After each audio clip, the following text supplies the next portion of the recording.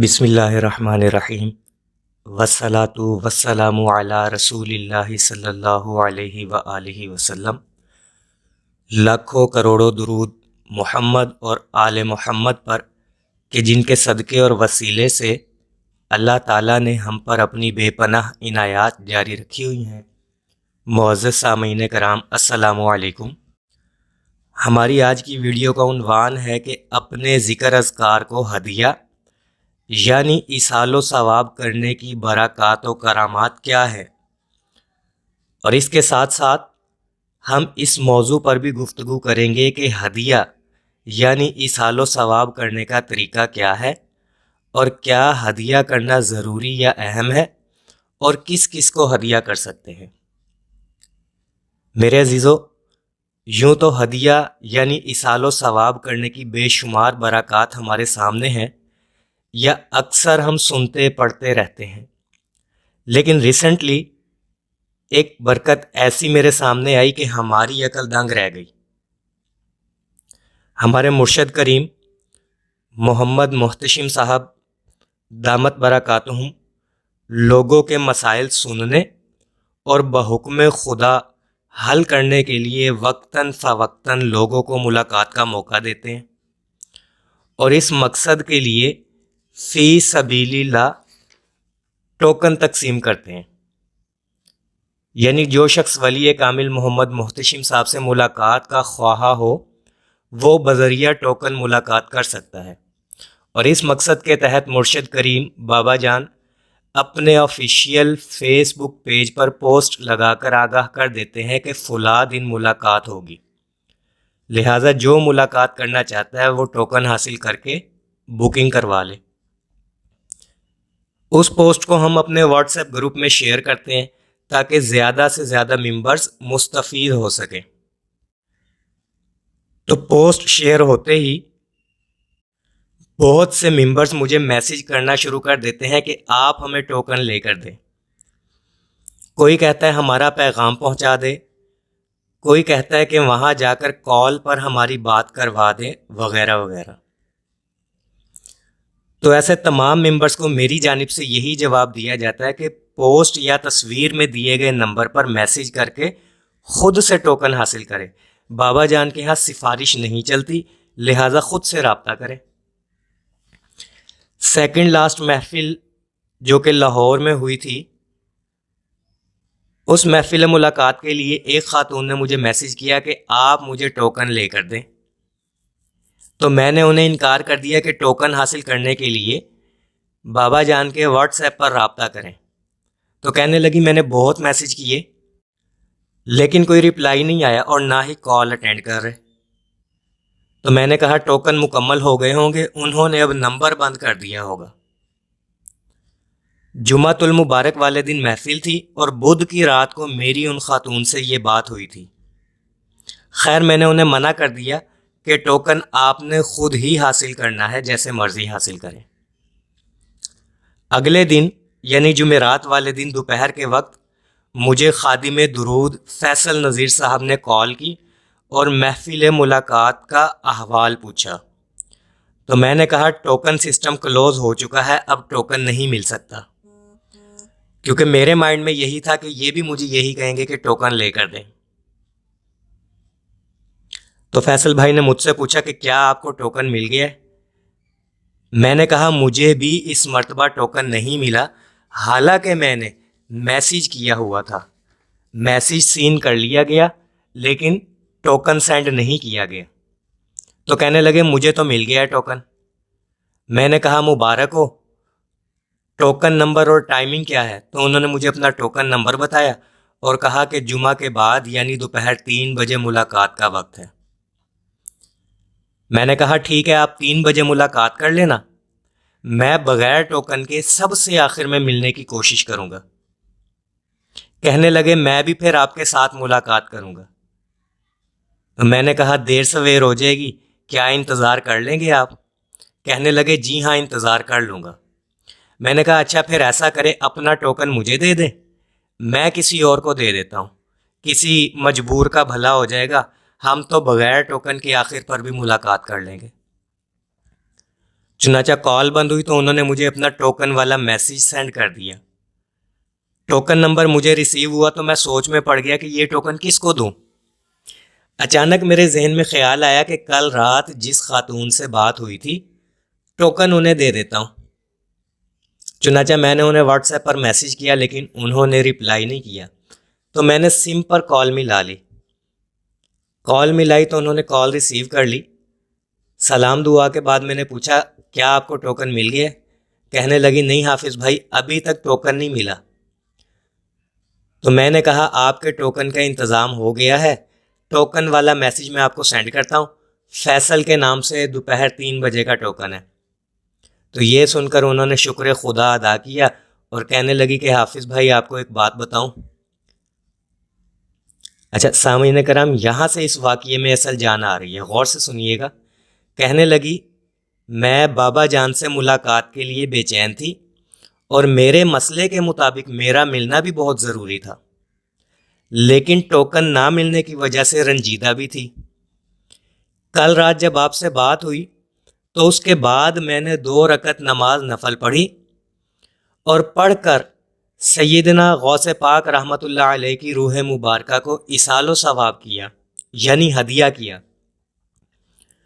چونکہ محفل غوث پاک کی نسبت سے تھی تو چنانچہ میں نے 2 رکعت نماز نفل پڑھ کر سرکار غوث پاک رحمۃ اللہ علیہ کو ہدیہ کیا اور دعا مانگی کہ یا سیدی، مجھے ہر حال میں بابا جان سے ملاقات کرنی ہے، کچھ بھی کرے کہیں سے بھی مجھے ٹوکن ملنا چاہیے، لہٰذا اللہ کے حکم سے میری مدد کیجیے۔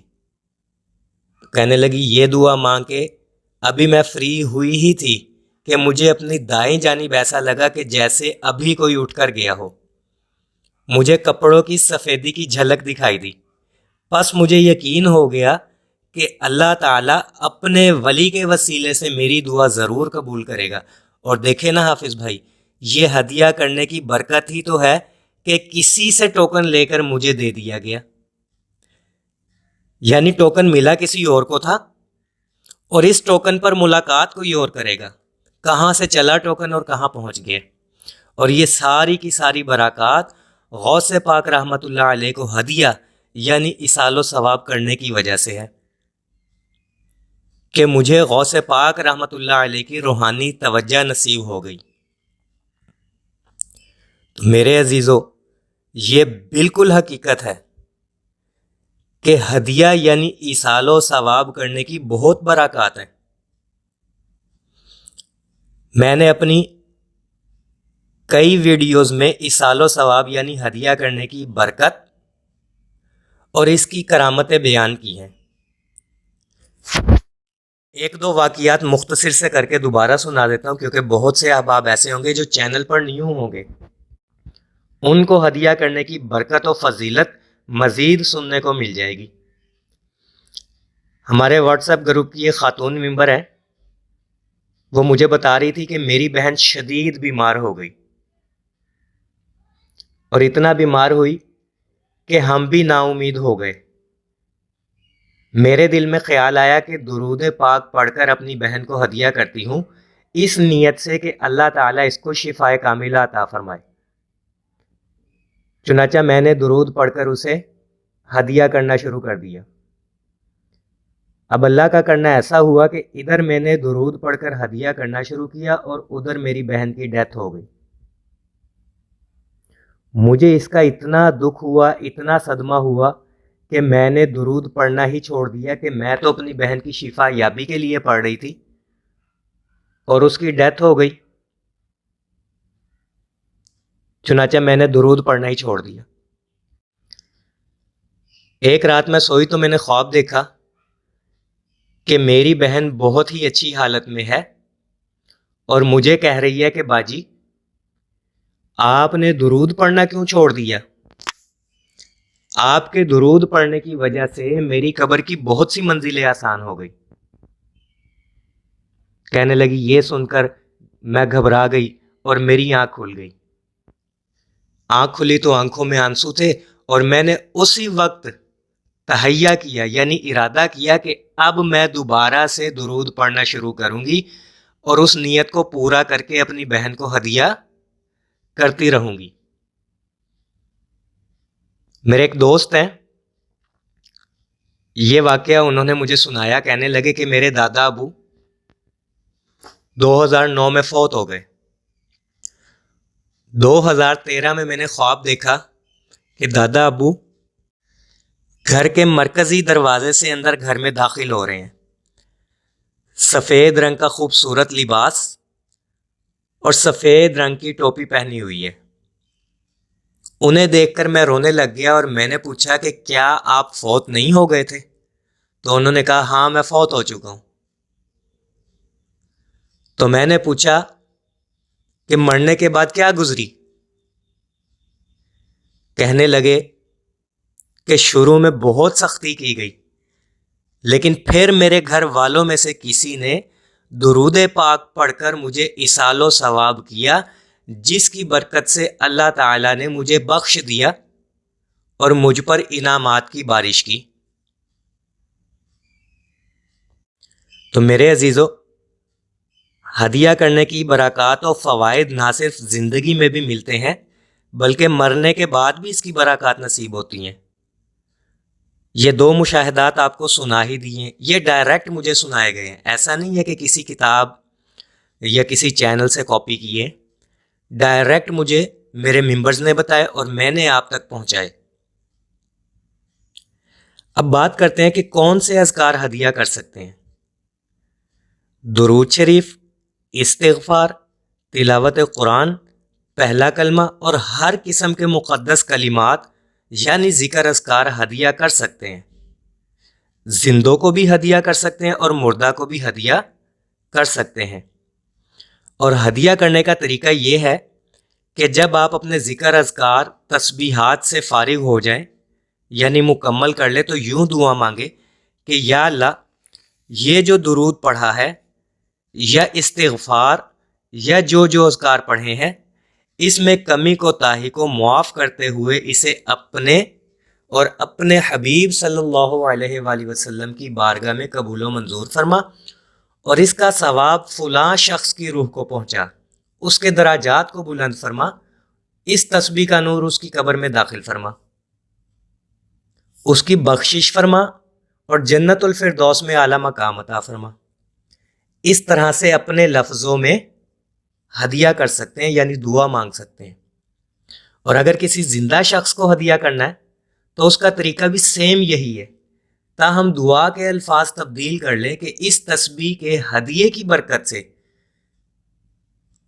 فلاں شخص کی فلاں مشکل کو دور فرما، اس کی روحانی قوت میں اضافہ فرما، اس کا دل ہمارے لیے نرم فرما یا اس کے دل میں ہمارے لیے محبت پیدا فرما۔ یہ میں مثال دے کر سمجھا رہا ہوں، دعا آپ نے اپنے لفظوں میں مانگنی ہے اپنے مسئلے کے مطابق۔ اور اگر اجتماعی طور پر ہدیہ کرنا ہو تو اس طرح سے دعا کرے کہ اس کا ثواب نبی علیہ الصلاۃ والسلام سے لے کر صحابہ کرام، تابعین، تبع تابعین، اولیاء، کتب، غوث، ابدال، ولی اللہ اور آج تک جتنے بھی مسلمان مرد اور عورت اس دنیا سے رخصت ہو چکے ہیں، ان کی ارواح کو ایصال و ثواب پہنچا، ان کے درجات کو بلند فرما، بالخصوص امت مسلمہ کے درجات کو بلند فرما۔ یا اگر کوئی صرف نبی علیہ الصلاۃ والسلام کی روح مبارکہ کو ہدیہ کرنا چاہے تو صرف نبی علیہ الصلاۃ والسلام کا نام مبارک لے کر ہدیہ کر سکتا ہے۔ تیسرا اہم سوال یہ ہے کہ کیا روزانہ ہدیہ کرنا چاہیے؟ بہتر تو یہی ہے کہ رات کو سونے سے پہلے ہدیہ کر کے سو جائیں، کیونکہ زندگی کا کیا پتہ کل آپ کو مہلت ملے یا نہ ملے۔